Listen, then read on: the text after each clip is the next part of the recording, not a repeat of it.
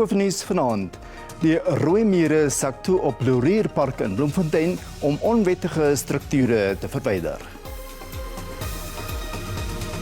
Die ANC dien sy kandidatenlys in net voor die spertyd van 5:00 vanmiddag. En Egiptiese vroue stewig in die saal om stereotypes nek om te draai.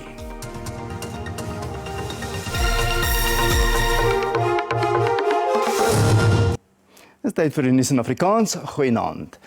Die Veiligheids- en Uitsettingsdiens, die rooi mere, sowel as wetstoepassingseenhede, het vandag op 'n groep van sowat 3000 onwettige grondbesetters toegesak, wat verlede naweek hulle strukture op 'n stuk munisipale grond oorkant Laurierpark in Bloemfontein opgerig het.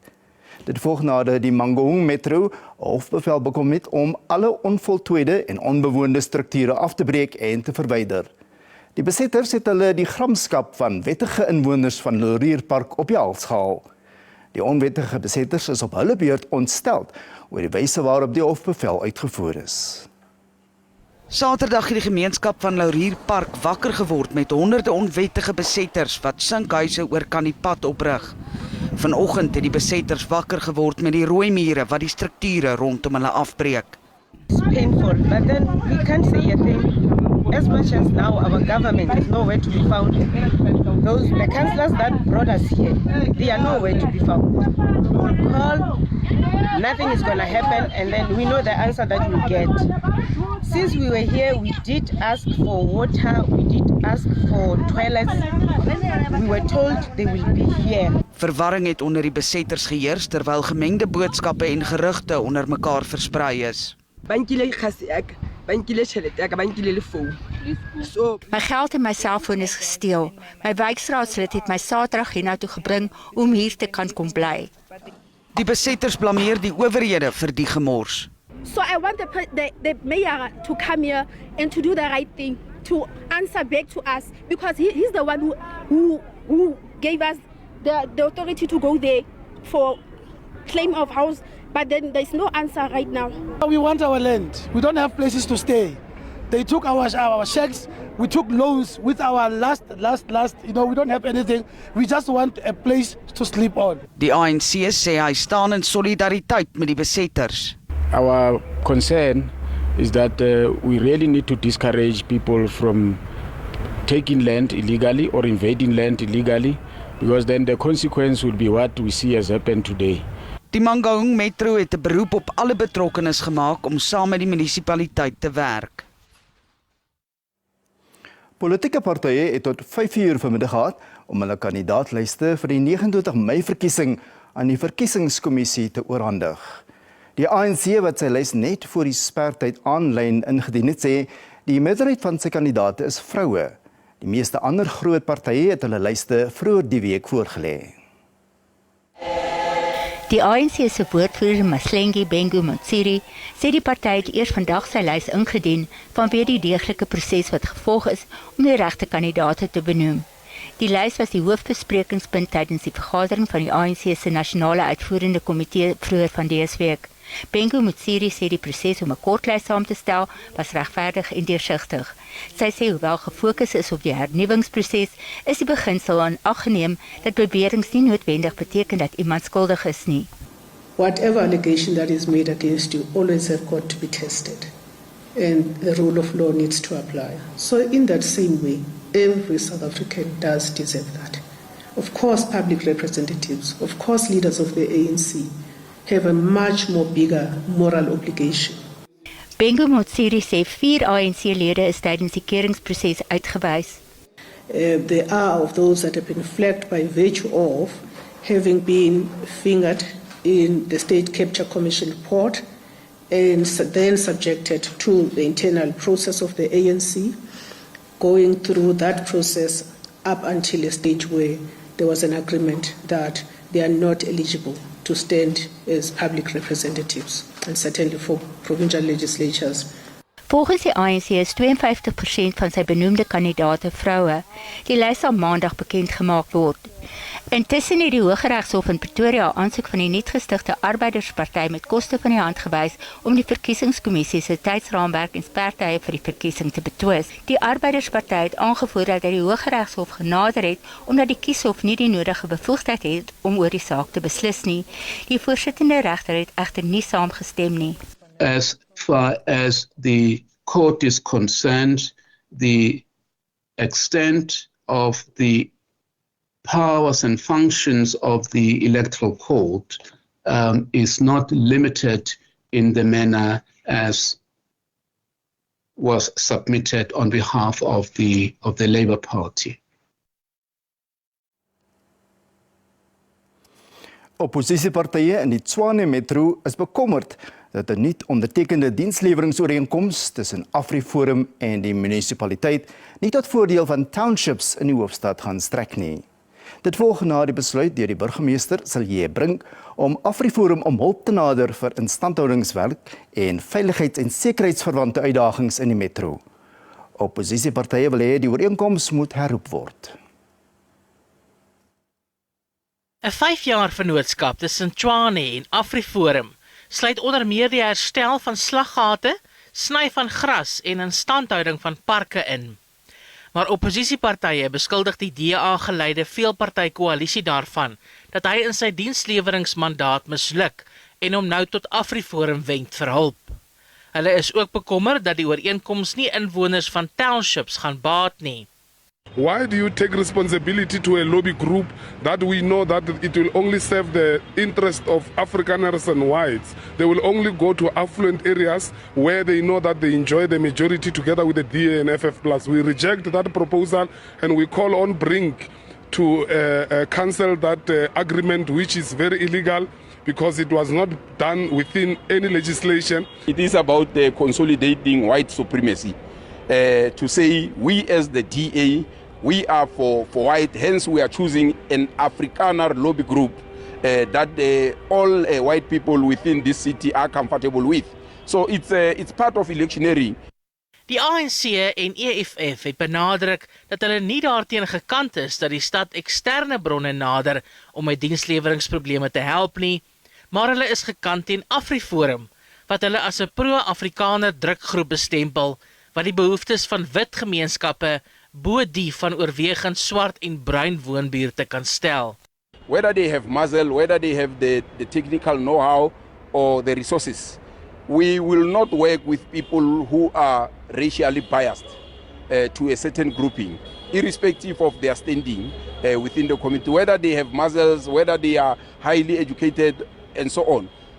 AfriForum gaan volgens berigte nie betaal word nie, en die ooreenkoms is nie beperk tot die burgerregte groep nie, maar alle organisasies en maatskappye wat saam met Tshwane wil werk met dienslewering. So this is one in a series that we're doing in order to empower local communities, again so that we can do together what we can't do alone. Of course there will be risks. There are risks in any new approach, but the biggest risk is not to allow well-organized local communities to assist the municipality. Die munisipaliteit ontken dat hy sy verantwoordelikhede op ander afskuif. Die spreker van die nasionale vergadering het haar redes verskaf vir die reuse salarisverhoging van Xolile George slegs maande nadat hy as parlementêre sekretaris aangestel is. Die regte en voorregte komitee het bevestig dat Nosiviwe Mapisa-Nqakula gereageer het op 'n klag van die DA. Die komitee se waarnemende voorsitter, Dr. Manketsi Tlape, wou geen verdere besonderhede gee nie, buiten dat hy 'n geskrewe antwoord van die spreker ontvang het. Die DA vra dat die kwessie dringend aandag kry. Mapisa-Nqakula het tot die einde van die week gehad om skriftelik te reageer. Die regte en voorregte komitee gaan haar reaksie gebruik om te bepaal of 'n ondersoek na haar gedrag ingestel moet word. Die DA beweer die spreker het die etiese kode vir lede van die uitvoerende gesag oortree deur George se salaris aansienlik te verhoog en nie die waarheid daaroor te praat nie. Hy is met 'n jaarlikse salaris van 2,6 miljoen rand aangestel ingevolge die advertensie vir die pos. Volgens berigte het dit skielik tot 4,4 miljoen rand toegeneem. George is in Junie 2022 aangestel en sy salaris is na bewering slegs maande later aangepas. Indien Mapisa Ngakula se geskrewe voorlegging aan die komitee nie voldoende is nie, kan sy gevra word om mondelings te getuig. Die parlementêre spreker, Moloto Motapo, het alle media navrae na die komitee verwys. Die DA het intussen die speaker se reaksie verwelkom. We await for the Powers and Privileges Committee to give us the way forward. We are aware that the committee is convening on Monday. We call upon the members of that committee and the chairperson to move with speed, to act without fear or favor, because we cannot have a scenario where the head of the legislative arm of state, the Speaker of the National Assembly, is suspected of having misled Parliament by hiking a salary that was not approved by the House, and we look forward to the outcome of this investigation.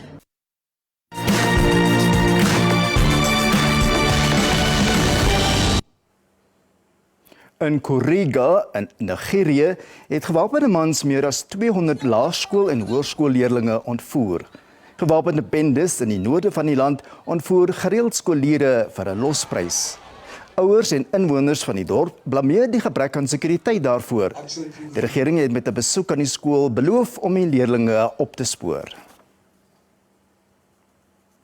In Athene, Griekeland, het duisende studente opgeruk na die parlement waar LPs sou stem oor 'n wetsontwerp wat buitelandse privaat universiteite sal toelaat om takke in die land te stig. Studente, onderwysers en universiteitspersoneel het die afgelope weke herhaalde betogings teen die beplande hervorming gehou. Hulle meen dit sal die standaarde van openbare universiteite laat daal en dat staatsbefondsing vir openbare onderwys verder sal verminder. Die Griekse regering sê die wetsontwerp sal die land se status verhef wat hoër onderwys in die streek betref. Die wetsontwerp sal waarskynlik goedgekeur word aangesien die konservatiewe regering 158 wetgewers in die 300 setel wetgewer het. Suid-Korea het ingestem om jong dokters se salarisse te verhoog en werksomstandighede te verbeter. Die eerste minister, Han Dok-soo, sê die lang werksure was een van die redes wat daartoe gelei het dat dokters hulle uniforms opgehang het. Die owerhede ontken daar is volskaalse gesondheidskrisis in Suid-Korea wat een van die wêreld se vinnigst verouderde bevolking het. Meer as 10.000 mediese interns en dokters het betoog oor 'n regeringsplan vir 'n toename in die inneem van mediese studente. Hulle sê die regering moet hulle eers betaal en werksomstandighede verbeter voordat hulle meer dokters aanstel.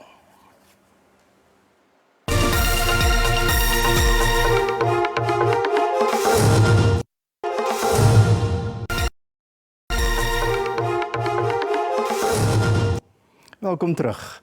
Die minister van Bosbou, Visserye en die Omgewing, Barbara Creecy, meen vroue word die meeste deur klimaatsverandering en biodiversiteitsverliese in die land geraak. Creecy het die 3de plaaslike status van biologiese indringers verslag by die Afrikaanse Biodiversiteitsinstituut of SABC in Pretoria uitgereik. In die 2021-22 boekjaar het die departement meer as 1,5 miljard rand bestee om indringerspesies uit te roei. Uitheemse plante, bome en visse gebruik meer suurstof en water wat dikwels inheemse spesies verdring. Dit het gewoonlik 'n impak op gemeenskappe wat langs riviere woon, as ook bestaansboere. Vroue, kinders en bejaardes is egter ook nie bestand teen die verskynsel nie. The nature of biological invasions, climate change, biodiversity loss and environmental pollution all impact very heavily on the lives of women. Creecy het 'n wekroep aan alle sektore gemaak om die departement te help om aggressiewe indringers uit te wis. 32 sodanige nuwe spesies is reeds bekend gemaak. There are a multitude of invasive species that have taken root in our ecosystems and are altering natural habitats, outcompeting indigenous species, disrupting essential ecological processes. Kenners is van mening dat hierdie uitheemse spesies in die afgelope 10 jaar in die land gebring is en die meerderheid onskuldig. The ongoing expansions of human activities, including international trade and travel, has both intentionally and accidentally facilitated the movement of alien species across borders. We believe the report does much to confirm that biological invasions have had severe impacts on all sectors of society and are a major threat to South Africa's biodiversity, the economy and sustainable development. Uitheemse bome gebruik 6 tot 8% van beskikbare water, wat 'n reuse kommernis vir Suid-Afrika bly, wat een van die droogste lande in die wêreld is.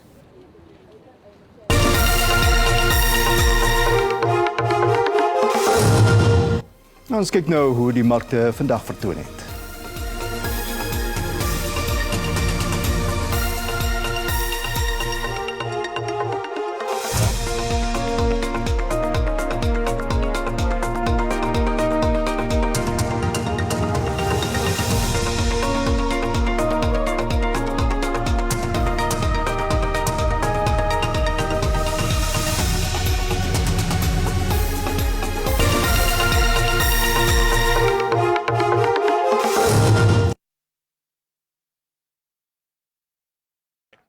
En ten slotte, perdry is nie 'n vreemde ding vir vroue nie, maar perdry in die woestyn en op die koop toe in 'n woestyn in Egipte is 'n perd van 'n ander kleur.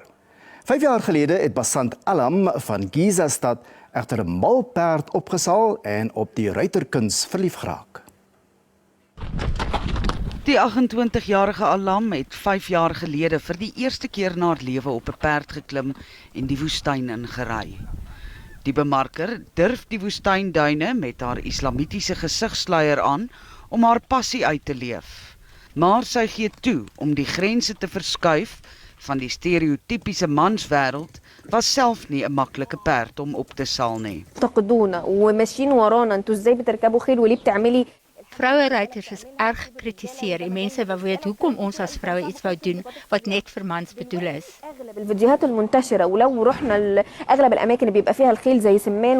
Alam het 'n romp ontwerp sodat sy gemaklik en veilig kan perdry.